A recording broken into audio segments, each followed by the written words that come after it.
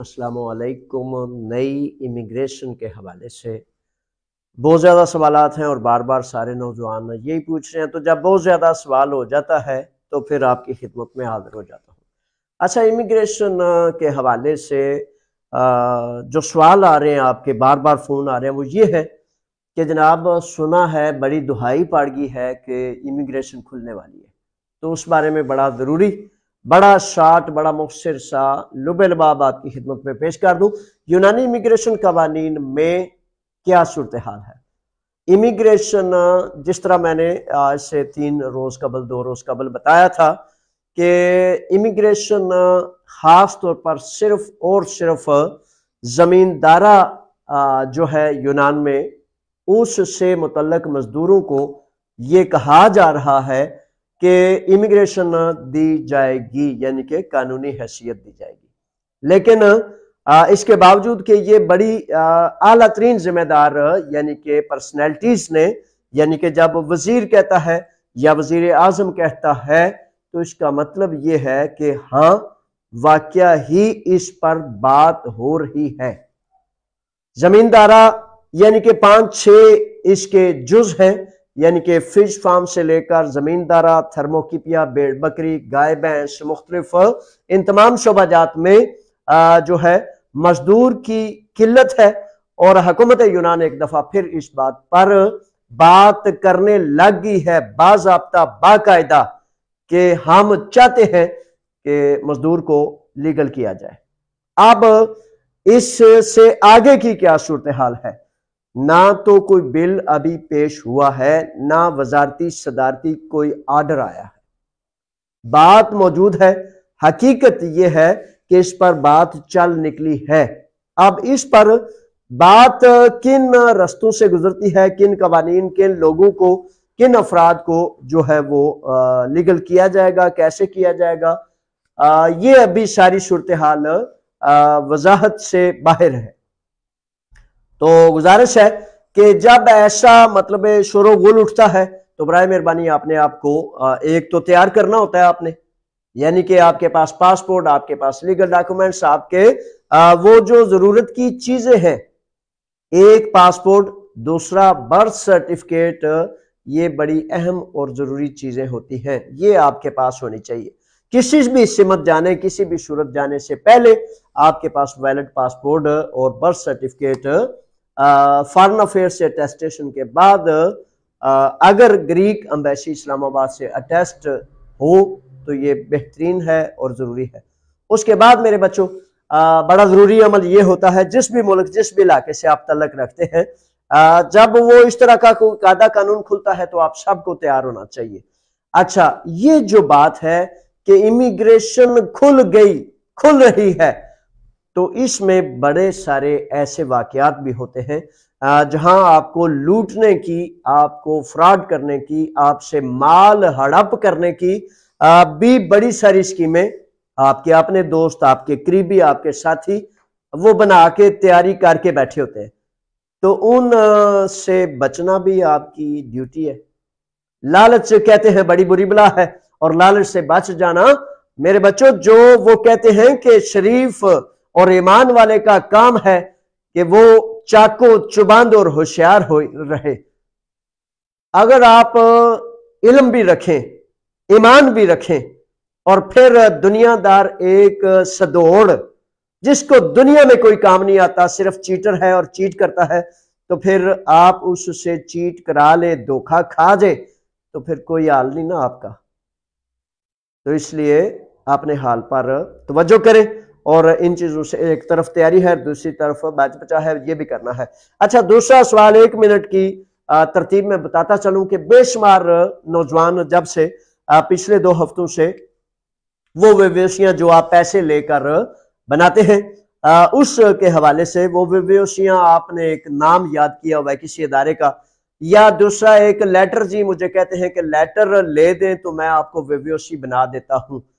मेरे बच्चों, मेरे शहजादों, ये 2 सूरतों में फिर दोबारा, इसके बावजूद ये मैं बार बार कहता रहता हूं, करता रहता हूं, आपको झंझोड़ता रहता हूं ताकि बच जाए आप, उसके बावजूद बड़े सारे बच्चे वो चूंकि टिकटॉक से नहीं ना निकलते, तो इसलिए उन तक ये बात पहुंच ही नहीं पाती। हजारों जो है सुनते हैं, लाखों तक बात पहुंचती है, लेकिन दुनिया में पता है करोड़ों अरबों खरबों लोग हैं, कई अरब लोग हैं।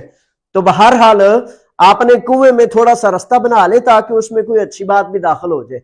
वो इना ना मतलब है हर वक्त वो स्टेज ड्रामे तो एक दूसरे का वो असना साना जिसमें आपका हकीकतन कोई फायदा नहीं, उससे थोड़ा निकल के कुछ संजीदा बात भी सुनने का कोई रास्ता अपनी जिंदगी में बना ले। ये बड़ा आपके लिए बड़ा जरूरी है। अच्छा, तो क्या ये रहा था, कहना ये चाहता हूं आपके सवाल के हवाले से कि चूंकि पिछले 2 हफ्ते से बाकायदा बाज़ाब्ता वजीर इमिग्रेशन यूनान ने ये कह दिया है कि उन वेव्योसियों पर हमने गहरी नजर लगा दी है और किसी फर्द को अब वेव्योसी नहीं मिलेगी। वेव्योसी मिलने का तरीका यह है कि उसको 40 रोज तक चेक किया जाएगा, बैलेंस किया जाएगा, उसके सबूत, उसकी दलीलें, हर चीज चेक करने के बाद उसको फिर ऑनलाइन किया जाएगा। तो जिन बच्चों ने 2 नंबर तरीके से, 2 नंबर तरीका पता क्या है, जब आप 500 यूरो देते हैं, 1000 यूरो देते हैं, 50 यूरो दें, आपके पास सबूत नहीं, आपके पास दलील नहीं, आपने उसका नाम इंसानी हमदर्दी वाली वेव्योसी रखा है, तो मेरे बच्चों अगर वो इंसानी हमदर्दी वाली वेव्योसी एक वकील बना सकता है तो दूसरे वकील जो क्या उन्होंने कानून नहीं पढ़ा हुआ।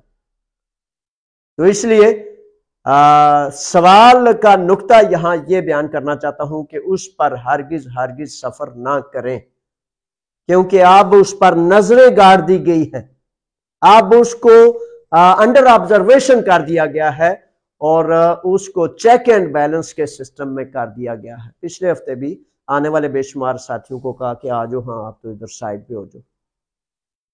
तो मेरे बच्चों, दिल तो करता है सबका, माँ को मिले, बाप को मिले, बीवी को मिले, बच्चों को मिले, वो जो बाबा बाबा करते हैं, एक परदेसी बेचारा खुद भी इससे सक जाता है, उदास हो जाता है, बच्चे भी उदास हो जाते हैं। तो हाँ, लाजिम मतलब अल्लाह ताला आपका जायज को रास्ता बनाए, लेकिन इस रास्ते में खराबी है।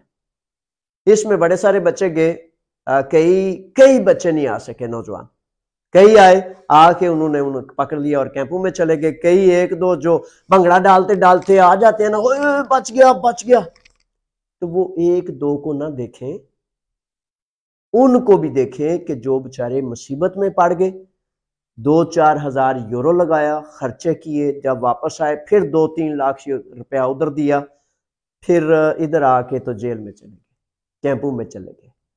तो इसलिए रिकमेंड करता हूं, एडवाइस करता हूं कि किसी सूरत भी उन वेव्योसियों पर सफर ना करें। कल एक बच्चा नसीर अहमद मौजिया वाला आया, तो उसने कहा जवेद साहब वो सुने वो वेव्योसी ते सफर भी नहीं कर सकता बंदा। वो मैं क्या मेरा शेरा, मेरा बच्चा, तेरी वेव्योसी ते आई नंबर 1 है, नंबर 1 पर किसी किस्म की कोई पाबंदी नहीं, कोई प्रॉब्लम नहीं, लेकिन नंबर 1 का आपको खुद पता है। जैसे मैंने बताया, नसीर अहमद का एक बहुत बड़ा हादसा हुआ था, बहुत बड़ा वाकया हुआ था, तो उसमें उसका बहुत ही नुकसान हो गया, लेबर एक्सीडेंट था, सारे सबूत, सारी दलीलें, सारा कुछ मौजूद है। जिस तरह से भी रिकॉर्ड को चेक करें, सब कुछ नंबर 1 है। इसी तरह अगर कोई रोड एक्सीडेंट है, उसके बाद उसको वेव्योसी मिली है। इसी तरह अगर कोई रेसिज्म का, फासिज्म का विक्टिम है, उस पर उसको पेपर मिले हैं, आप नंबर 1 है, आपको कोई रोक नहीं, कोई रुकावट नहीं, आपको कोई नहीं रोकेगा इंशाल्लाह। लेकिन अपने वतन में वो रिश्वत वाला बेचारा नशई मुमकिन है, वो भाई तेरे को वेव्योसी है, काट 3 लाख रुपया नहीं तो तू बाहर है, उसको किसने रोकना बेचारे ने? उस नशई को बेचारे को बदहजमी हो गई हुई है, उसको रोकने वाला जो कोई नहीं, सिस्टम को नहीं, निजाम को नहीं, तो इसलिए उसकी कोई गारंटी जमानत नहीं। अगर कोई स्टेट हो, कोई रियासत हो, कोई अदल हो, कोई अदालत हो, तो फिर तो उसकी गर्दन में ऐसे वो सुबह की तरह हाथ गाड़े और उसको कहे बदबख्त तुम्हें यहां रखा है इन लोगों की नौकरी के लिए, इनकी खिदमत के लिए, चोर को रोकने के लिए, ना कि सच्चे और वफादार को रोकने के लिए। देखें ना कैसा ये निजाम है कि जिस मुल्क में, जिस रियासत में सच को रोका जाए और जलील को कहा जाए 3 लाख रुपया दे जा भाई जिथे दिल करदा जाना, तो फिर हिसाब लगा लें कितने काबिल इज्जत वो फिर अफसरान है। अस्तगफिरुल्लाह हिफ्ज़ वल अमान। यही जनाब अभी तक मैंने कहना था, यही अभी तक जो मेरे पास मौजूद था। बातें तो बहुत ज़्यादा मौजूद हैं, सिस्टम बड़े सारे सवाल मौजूद हैं, लेकिन अब तक यही सूरतें हैं। इमिग्रेशन अभी तक कोई बाकायदा इमिग्रेशन नहीं खुली, लेकिन बात उसके बारे में बाकायदा बाज़ाब्ता हो रही है। तैयारी कर ले, पासपोर्ट बना ले, बर्थ सर्टिफिकेट वगैरह बना ले, लेकिन लूटने वाले अपने बड़े शनासा दोस्तों से, मीठा जो होता है ना मीठा, वो कहते हैं धोखा हमेशा बड़ा चार्मिंग होता है, बड़ा खुशनुमा होता है। और हकीकत सच कभी सख्त कलकती धूप होती है, कभी शदीद ठंड होती है। बड़ी दफा सच अच्छा नहीं लगता। बंदा कहता यार निरी मुसीबत तक हो जी है, मतलब हूं झूठ जो होता है ना वो दिल फरेब होता है, क्योंकि फसाना होता है ना, जाल होता है। तो दिल फरेब इसलिए होता है ताकि आपको फंसाया जा सके। तो उस आपको धोखा और फरेब से बचने के लिए पूरा चौकन्ना और होशियार रहना होगा। अब तक के लिए इतना है। अल्लाह की अमान में, फी अमानिल्लाह। सलामु अलैकुम, अल्लाह हाफिज।